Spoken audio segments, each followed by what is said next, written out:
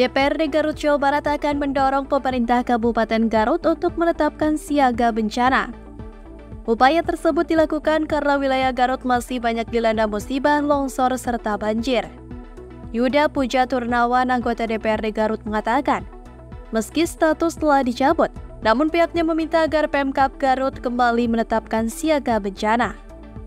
Sebagai informasi bahwa status siaga bencana hidrometeorologi telah dicabut pada bulan Mei 2025 lalu.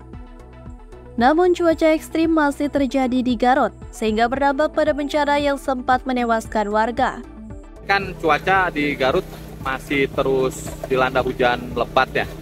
Otomatis kemarin juga siaga bencana hidrometeorologi sudah dicabut. Bisa nggak DPRD mengusulkan kembali agar ditetapkan lagi siaga? Ya tentu kami DPRD Garut menyarankan ke Pemkab Garut untuk menetapkan kembali status siaga darurat bencana hidrometeorologi, karena ini masih anomali cuaca masih terjadi ya. Ini akhir di penghujung bulan Juni kita masih terjadi hujan, dan ini dari tadi subuh kan hujan berkepanjangan yang menyebabkan ini longsor di daerah Cikangkung, Desa Sukamaju, Kecamatan Cilau, Kabupaten Garut. Nah, 2 hari lalu sendiri kan ada hujan deras ya di desa Girimukti, di kampung Kerambai, Desa Girimukti, Kecamatan Cisewu, yang mengakibatkan 4 orang meninggal dunia.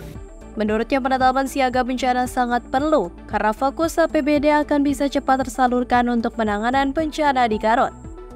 Sehingga dinas terkait yang kerap menangani bencana akan lebih cepat tanggap apabila sumber anggarannya sudah ada.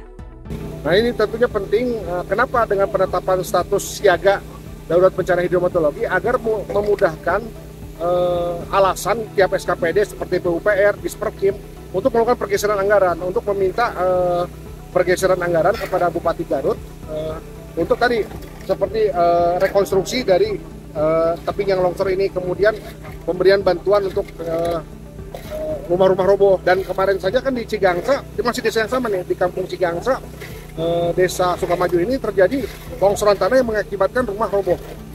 Lanjutnya berujar, jika Pemkab Garut segera menetapkan siaga bencana, maka akan ada kendala untuk penanganan warga terdampak, rekonstruksi hingga rehabilitasi wilayah yang terdampak bencana.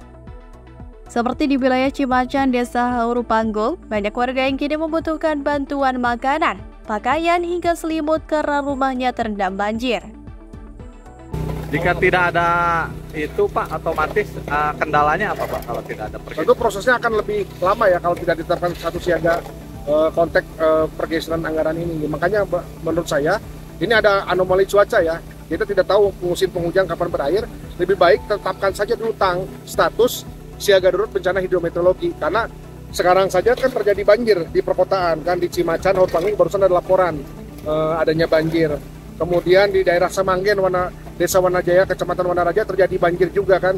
Sehingga ini perlu penetapan siaga darurat bencana hidrometeorologi untuk percepatan pergeseran anggaran, membantu baik rehabilitasi rekonstruksi yang rusak akibat longsor maupun bantuan untuk rumah-rumah. Pik Harapan Rakyat Garut.